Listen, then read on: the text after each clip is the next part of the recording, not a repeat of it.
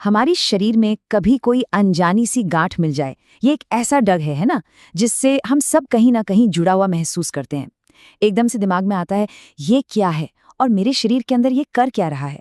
तो आज हम इसी पहेली को सुलझाने की कोशिश करेंगे। तो चलिए जरा गहराई से समझते हैं इसको। जब भी कोई गांठ मिलती है ना, तो मन में हजारों सवाल उठते हैं, पर सबसे बड़ा सवाल तो एक ही होता है, क्या ये खतरनाक है? और इस सवाल का जवाब पता है कहाँ छिपा है? हमारे शरीर के बिल्कुल बेसिक लेवल पर, मतलब हमारी कोशिकाओं में। तो सबसे पहले ये समझते हैं कि आखिर ये ट्यूमर होता क्या है। देखिए, बहुत सीधे शब्दों में कहूँ तो ये कोशिकाओं का एक ऐसा झुंड है जो नियम कानून तोड़ चुका है। हमारे शरीर की हर सेल के लिए ना कुछ रूल्स होते हैं कि कब बढ़ना है, कब डिवाइड होना है और सबसे ज़रूरी कब रुकना है। ट्यूमर तब बनता है जब कुछ सेल्स इन रूल्स को फॉलो करना ही बंद कर देती हैं। लेकिन कहानी में एक ट्विस्ट है, हर ट्यूमर एक जैसा नहीं होता। और यहीं पर कहानी के दो मेन कैरेक्टर्स सामने आते हैं। एक है बिनाइन ट्यूमर यानी सौम्य ट्यूमर, जो ज्यादातर शरीफ होते हैं, नुकसान नहीं पहुंचाते। और दूसरे हैं मैलिग्नेंट ट्यूमर, मतलब दुर्दम ट्यूमर, जो कैंसर वाले होते हैं। समझिए, एक कानून मानने वाला नागरिक है तो दूसरा एक बागी। और इन दोनों में फर्क जानना ही सब कुछ बदल देता है, इलाज से लेकर हमारी सेहत तक। तो अब सवाल ये उठता है कि एक नॉर्मल सीधी सादी नियम मानने वाली सेल बागी बन कैसे जाती है? ये सब शुरू होता है हमारे जेनेटिक्स के अंदर एक बहुत ही नाजुक बैलेंस के बिगड़ने से। इसे समझने का एक बहुत ही बढ़िया तरीका है एक कार वाली एनालॉजी। सोचिए कि हमारी सेल एक गाड़ी की तरह है। अब इस गाड़ी में दो बहुत जरूरी सिस्टम है। एक है ऑन्कोजीन्स, जो समझिए कि गाड़ी का एक्सेलरेटर है, और दूसरे हैं ट्यूमर सप्रेसर जीन्स, जो गाड़ी के ब्रेक हैं। नॉर्मली तो ये दोनों मिलकर सेल के स्पीड को कंट्रोल में रखते हैं। लेकिन सोचिए, अगर किसी म्यूटेशन की वजह से एक्सेलरेटर जैम हो जाए या फिर ब्रेक ही फेल हो जाए तो क्या होगा? गाड़ी आउट ऑफ कंट्रोल हो जाएगी, है ना? बिल्कुल ठीक इसी तरह एक सेल भी बिना कंट्रोल के बढ़ने लगती है और ट्यूमर बन जाती है। तो यहाँ समझने वाली बात यह है कि कैंसर कोई बाहर से आया दुश्मन नहीं है, बल्कि हमारे ही शरीर का कंट्रोल सिस्टम जब टूट जाता है तब ये होता है। अब सवाल ये है कि डॉक्टर इस बेकाबू गाड़ी को पहचानते कैसे हैं? तो डॉक्टर्स ये पता कैसे लगाते हैं कि कोई ट्यूमर दोस्त है या दुश्मन? इसके लिए वो 5 मेन क्लूज या कह लें कि सुराग ढूंढते हैं, जो इन दोनों के बीच का फर्क बिल्कुल साफ कर देते हैं। पहला सुराग मिलता है माइक्रोस्कोप के नीचे। बिनाइन ट्यूमर के जो सेल्स होते हैं ना, वो बड़े ऑर्गेनाइज्ड और नॉर्मल दिखते हैं, बिल्कुल अपने आसपास की टिश्यू जैसे ही। लेकिन मैलिग्नेंट सेल्स, वो तो बिल्कुल उल्टे होते हैं, अस्त व्यस्त, बिगड़े हुए शेप के, अलग अलग साइज के, मतलब साफ संकेत कि बॉस, यहाँ कुछ बहुत बड़ी गड़बड़ चल रही है। दूसरा फर्क है उनकी स्पीड। बिनाइन ट्यूमर अक्सर बहुत धीरे धीरे बढ़ते हैं, मतलब एक स्लो मोशन कार की तरह, और कई बार तो बढ़ना रुक भी जाते हैं। वहीं दूसरी तरफ मैलिग्नेंट ट्यूमर, वो तो एकदम रेसिंग कार की तरह रफ्तार पकड़ते हैं और अपने रास्ते में आने वाले हेल्दी टिश्यू पर हमला करके उन्हें बर्बाद कर देते हैं। और ये वाला जो फर्क है ना, ये शायद सबसे ज्यादा जरूरी है। बिनाइन ट्यूमर अपनी जगह पर टिके रहते हैं, समझिए कि वो अच्छे पड़ोसी हैं। लेकिन मैलिग्नेंट ट्यूमर यानी कैंसर, वो मेटास्टेसाइज कर सकते हैं।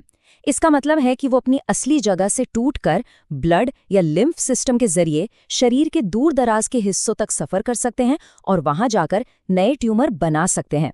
और सच कहूं तो यही वो काबिलियत है जो कैंसर को इतना खतरनाक बना देती है। अच्छा, लक्षण भी बहुत कुछ बताते हैं। बिनाइन ट्यूमर अक्सर चुपचाप पड़े रहते हैं, कोई सिम्टम नहीं दिखाते, जब तक कि वो इतने बड़े ना हो जाएं कि किसी ऑर्गन पर दबाव डालने लगे।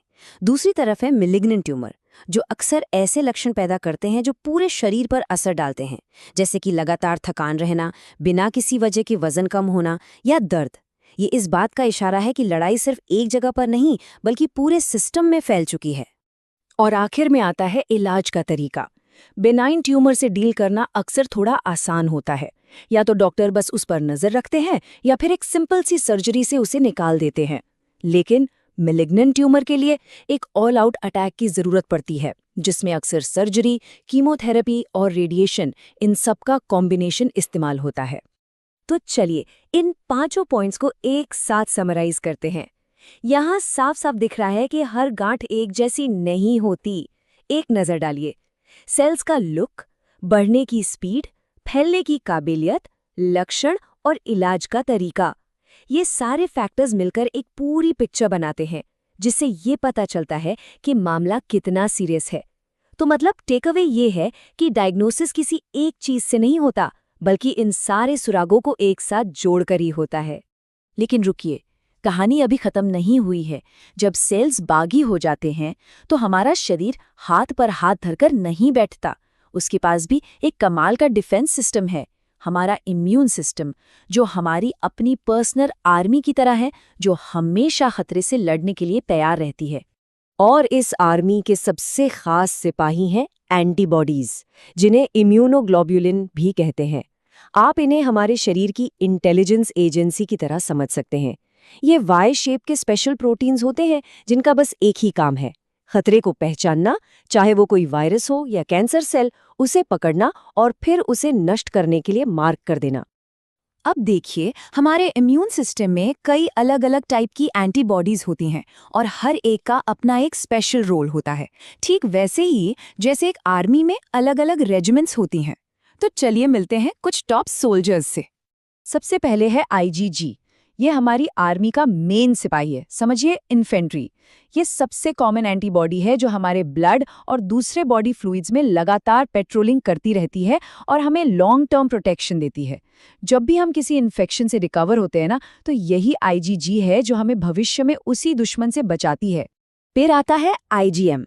इसे आप इमरजेंसी रिस्पॉन्स टीम या फर्स्ट रिस्पॉन्डर मान लीजिए।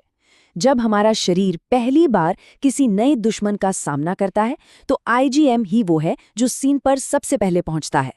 इसकी खासियत ये है कि ये एक साथ कई दुश्मनों को पकड़ सकता है, जिससे बाकी आर्मी को तैयार होने का टाइम मिल जाता है। और फिर है हमारे पास आईजीए, जो हमारे शरीर का बॉर्डर गार्ड है। ये एंटीबॉडी हमारी नाक, गले और डाइजेस्टिव सिस्टम जैसी बाहरी सतहों पर पहरा देती है। मतलब वो सारी एंट्री पॉइंट्स जहां से दुश्मन शरीर में घुस सकते हैं, ये उन्हें अंदर आने से पहले ही रोक देती है। तो समझने वाली बात यह है कि हमारा इम्यून सिस्टम सिर्फ एक दीवार नहीं है, बल्कि एक्सपर्ट्स की एक स्मार्ट और ऑर्गेनाइज्ड आर्मी है। तो कुल मिलाकर ये एक लगातार चलने वाली जंग है। एक तरफ है बेकाबू होती सेल्स और दूसरी तरफ हमारा चौकन्ना इम्यून सिस्टम। और ये हमें एक बहुत ही ज़रूरी सवाल पर लाकर छोड़ देता है। जब हमारा शरीर हमें सिग्नल भेजता है, चाहे वो एक छोटी सी गांठ हो या लगातार रहने वाली थकान, तो क्या हम सच में उसकी आवाज़ सुन रहे हैं?